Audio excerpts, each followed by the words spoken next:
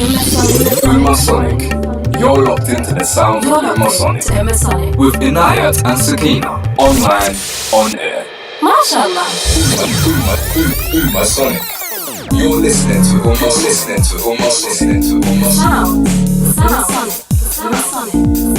With Inayat and Sakina.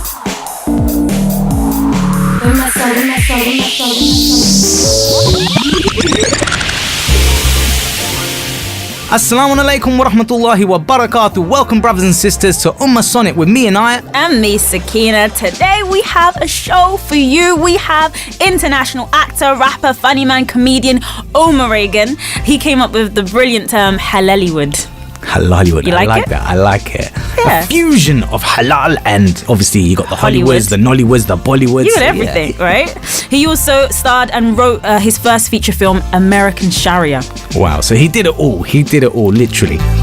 Also coming up on the show, we have music from Omar Issa. But first, let's check in with Leah, a French girl travelling the world on an interfaith tour. We caught up with her during Ramadan on the first stop of her trip in London, and here is what she had to say.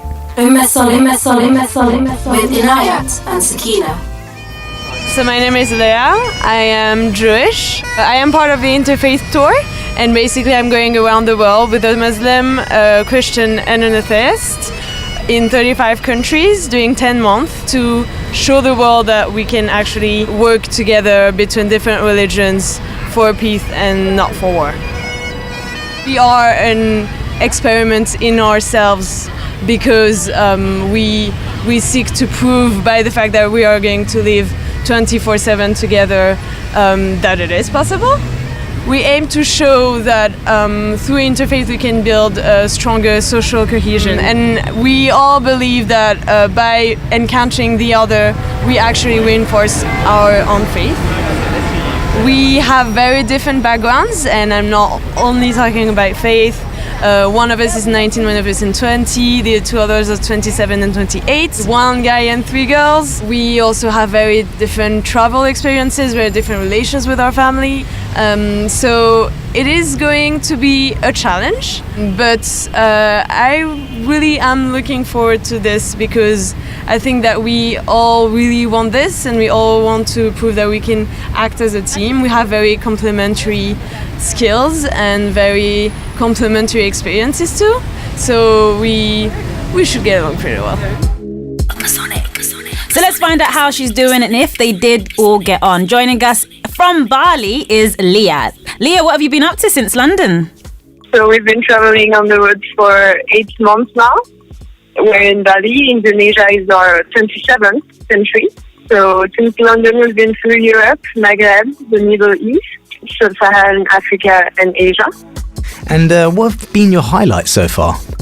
Highlights are hard after 27 countries, but Israel, Palestine, to actually grasp an understanding of what's happening there and encountering so many people of different opinions and understanding that it's not dual narrative conflict there. Rwanda would also be a very important step because there we met a lot of victims and perpetrators of the 1994 genocide, and we were studying the post-genocide reconciliation processes in the society, which we heard very touching stories of people who had lived and suffered atrocious things and were able to forget. So it was also a time for introspection in the team about our own notion of forgiveness. So when it comes to forgiveness, we often, or in my opinion, we often don't realize how powerful it can be. Like, it's something so simple, but it's so powerful. What, if anything, have you found difficult or challenging? Outside of the encounters, we're also getting to know each other better, and working together and being together all the time is a pretty tough challenge sometimes, but it also gives rise to amazing moments. And what about other faiths? What have you learnt about other faiths? Hinduism, I think, was the religion I knew the less about. And I discovered that it was really different relationship to God than what I knew from Judaism, Islam, or Christianity. It's the idea that basically you can find a piece or a part of God in everyone who's around you. And out of that, they get a very strong sense of brotherhood throughout humanity. And the million dollar question, are you still friends? Oh, we're still friends. No, we're family. We left as friends and now we're family. So what's next for you then? So now we're leaving Asia, and we have 5 more countries that are Brazil, Chile, Colombia, and Mexico, and then the United States. And then we're doing a French tour when we're going back to France, giving about 100 conferences and telling about what we experienced, what we saw, and try to inspire action for positive interfaith relations. Well, good on you, Leah. I hope you enjoy the rest of your trip. Thanks for joining us and take care. No problem. Thank you so much. You're locked into the sounds of Ummahsonic. I've been playing this game for a minute now. Oh. I came from Jahili and now I'm out. Yeah. All thanks and praises to Allah. Thank you, Allah. I've seen it all with my own eyes. Oh. I've seen so much corruption. Yeah. See the world to test for you and I. Thank you, Allah. See material things still leave us so empty. The only truth is in our prayer. Now I'm trying to make a change, trying to give you something new. Whatever music can do, so can the voice. Be ready for the game. Be ready for the game.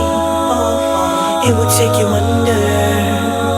It will ask you for your soul. Be ready for the game. Be ready for the game. It will take you under. It will ask you for your soul. In this game I thought it would be different. Oh.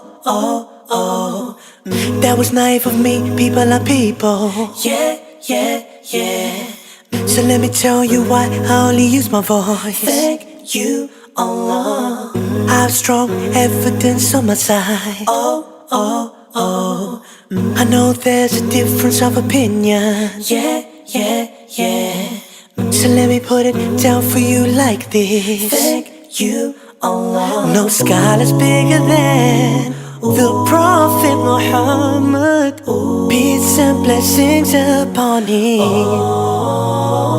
So people, please do your research.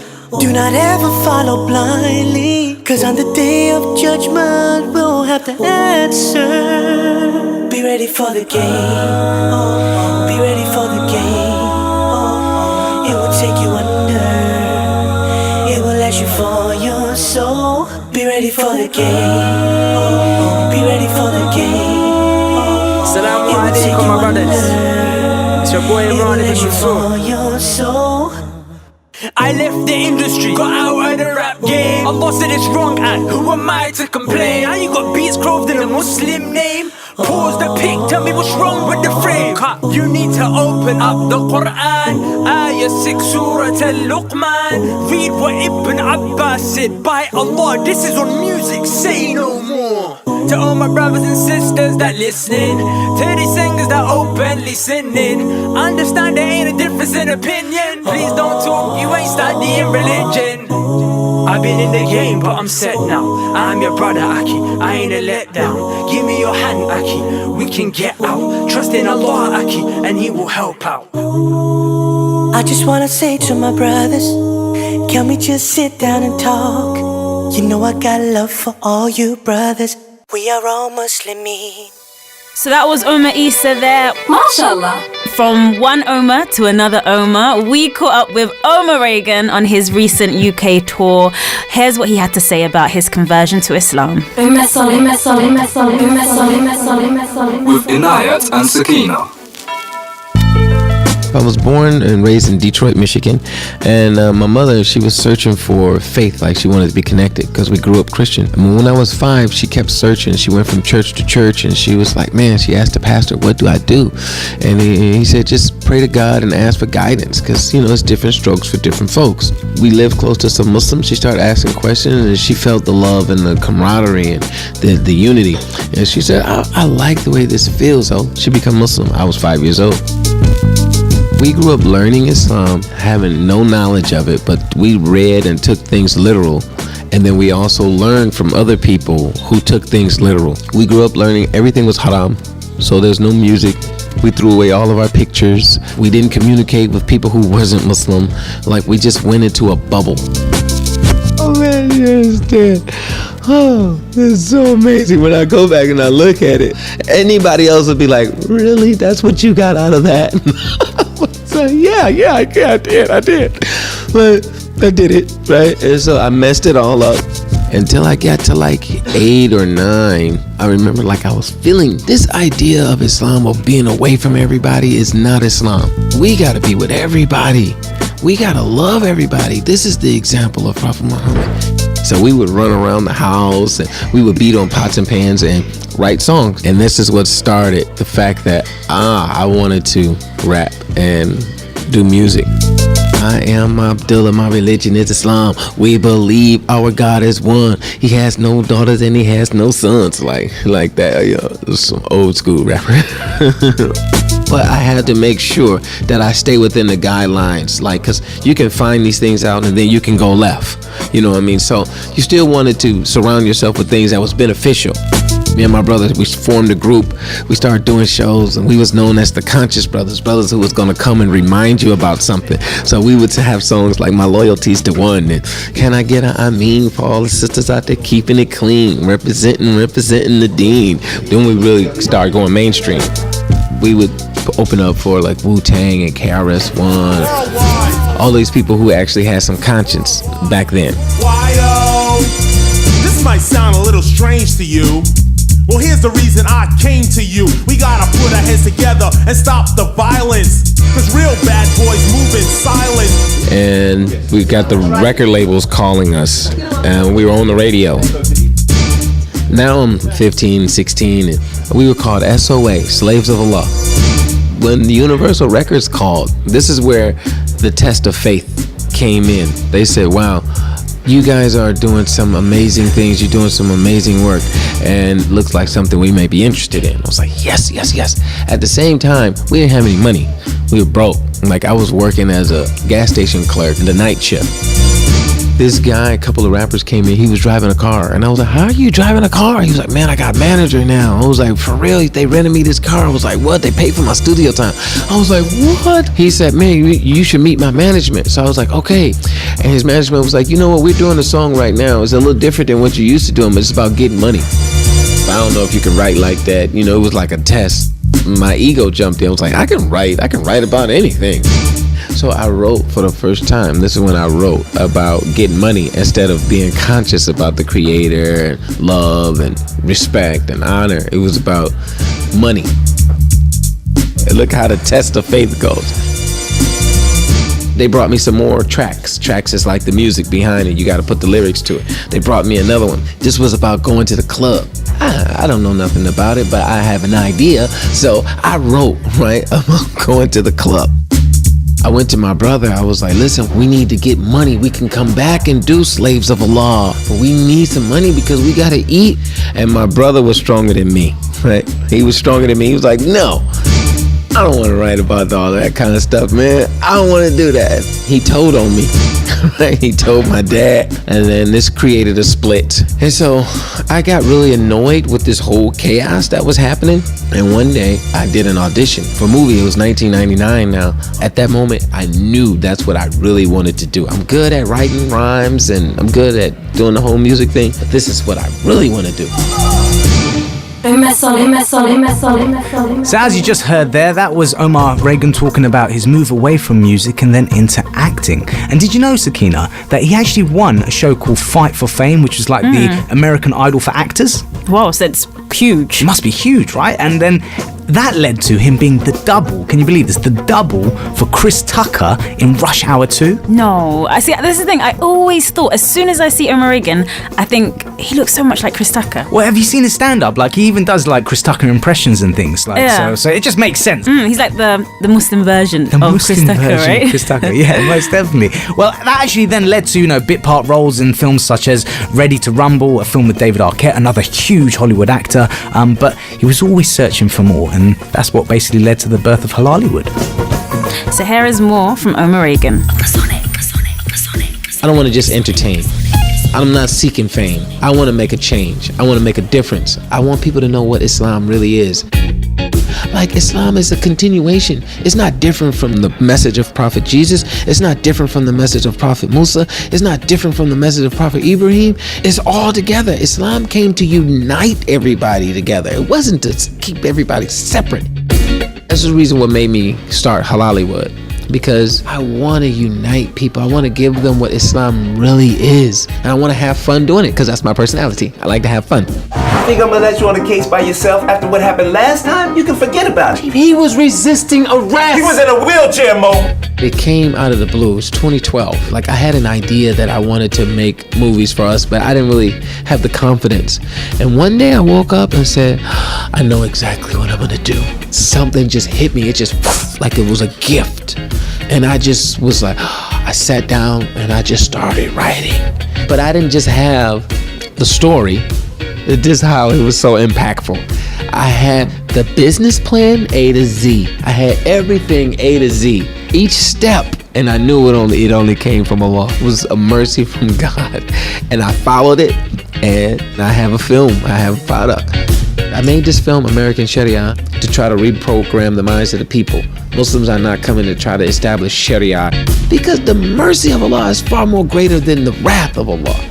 People wasn't there in the lifetime of the Prophet ﷺ getting their heads cut off. They wasn't walking around getting their hands cut off for crimes. They wasn't. And if the people was investigating, it'd be like, well, yeah, that's true. You had a very small number of cases. And how did that happen? You had to have 4 witnesses, or the guy had to tell on himself, or the people who supposedly be governed by Sharia is doing it and they're not doing it like the Prophet ﷺ. And so I told the people, even in the film, the law is only as good as the ones who uphold it. But if the people who are governing it is corrupt, then this is what will give Sharia a bad rap. I'm gonna go Sharia on this one. Sharia? Abdul! Are you crazy, man? This is not Arabian. You keep me going around cutting people's hands off. But Muslims don't know what Sharia is. You know what I mean? There's tons of Muslims who never studied on their own. They just passing information year after year after year. There's a lot of Muslim sisters, they don't know what Islam really is either, because they just listen to what a man is telling them and they don't even study on their own. And they don't really feel who they really truly are and who Allah blessed them to be. And I want to create the fact that you can really be who you are and be strong. And you don't have to compromise who you are or be somebody else or make yourself be somebody else. So from all of these young Muslims out there, I love to tell them, listen, man, stay connected. Young people, young Muslims, Christians, Jews, study why you believe in what you believe in. Why? Study. Keep reading. Stop living life blindly. Stop just getting passed on information and then believing in it. Research. Study for yourself. That's what's going to help you find your purpose, because the world it's not okay. It's not okay for people to be killing people. It's not okay. These Muslim scholars, it's only a couple that I honestly respect to the utmost, because I feel like shame on you. You walk around talking to all of these Muslims and telling them what's haram, and this dude is killing Muslims. Like, you never say nothing to nobody else. You're focused on these guys. You're focused on a woman who don't wear hijab. You're focused on somebody who don't point with their finger correctly. When people are dying, you need to stop doing that. I feel like you're wasting your time. This is not the example of the Prophet ﷺ. This is not. The Prophet was a mercy to mankind. You need to really be caring about people and finding a way how you can connect with the government to make a difference in the world. Chief, you do know all Muslims ain't Arabs and all Arabs ain't Muslims, right? I wanted to focus on the fact that Muslims are making a big mistake. We're supposed to be a good example, but we are really turning a lot of people off. And I'm not talking about the stuff that the media does. I'm talking about the stuff that we do. Like, we really are like, and then call it Islam, and it's really not. It's not the example of the Prophet. We call it Quran and Sunnah. I tell the people, I say, anybody that's yelling at you saying that you're not following Quran and Sunnah is already not following Quran and Sunnah, because the Prophet didn't yell. He didn't speak from anger. So anybody is speaking from anger is already out of the loop. You already don't know what you're talking about. You're already a bad example. So what I wanted to do was to re-educate myself and re-educate my peers and other upcoming Muslim artists. And I also wanted to provide a halal opportunity. And this is not just for Muslims. An opportunity for Muslims, Christians, Jews, and people of faith that say, I want to be a part of something that I can do that benefits mankind, and I can hold on to who I am as a person, my integrity, my knowledge, myself, my morals, my manners. So I wanted to highlight that in American Sharia also. And we can live and have fun, because I have fun. I like life. I'm not in a bubble anymore. And this is like come one, come all. I'm telling jokes for people from Pakistan, Bangladesh, Yemen, Egypt, white British people, Somalians, Africans, Nigerians. I'm telling jokes, and we're all laughing together. Muslims, non-Muslims, we're laughing together, and that is so warm to me. Those kids run around with their pants sagging. It's always a moon sighting. Last year, a couple Muslims thought Ramadan started. Lollywood is going to be just as big as Bollywood and Hollywood, because Muslims are over 1 billion strong, and we don't have any films that we can relate to that will tell the real story. Like, people thought when I was going to make a Muslim movie catered to Muslims that everybody was going to be in burqas and niqabs and everybody was going to be Muslim and everybody. That's not realistic. I want to tell real stories. But why I call it Hollywood is because I don't believe that you have to put sex in a movie. I don't believe you have to use profanity in a movie in order for people to watch it. And so the success of Hollywood and their ingredients for success is not the same as mine. I'd rather tap into how we naturally are. And I got that from the Quran, because Allah said He made the children of Adam, son of Adam, with honor. And I want to get back to tapping into our natural honor within all of us, whatever you call yourself. Inshallah, it means God willing, and you know He might have a different plan for you, and you know His plan is always the best. And then, listen, it doesn't stop. Like, Allah is so merciful and so kind to me. He gave me all of these stories. I have, my scripts are coming to my brain. I wake up with another story. I have a film called Faithful Neighbors that I'm shooting next, because I want to unite. I'm tired of this idea that Muslims have a problem with Christians and Jews. We do not. We don't. So I'm uniting. This story is it's a family film. It's about a Muslim, Christian, Jewish neighbors who can't stand each other until a devil worshiper moves on the block. And they're forced to come together. So I really want to show the message is the same. And I don't understand why we're not friends. Because we all want the same thing. Why are we bothering people? Like, really, we want the same thing. We want to live comfortably. We want our kids to be fine. We want to be happy. We want our wives to be happy. We just want family life. Why are we fussing and fighting at each other? What is that? And I highlight it. What's this greed? What's this control? What's this, this jealousy? What is this? And it's all based upon a misunderstanding. And we're programmed not to look at each other and see a reflection of ourselves, which we all are. I mean, to be honest with you guys, I really like what you're doing, because I see, even like here, I saw the lady who had a mini skirt on sitting talking with a sister with hijab and her husband. I see them walking together, talking. I see in the workforce that, it's a lot more unity here in the UK, a lot more unity. Get that towel thing off your damn head. Good boys, what you gonna do? What you gonna do to be a good boy? Ummahsonic. With Inayat and Sakina.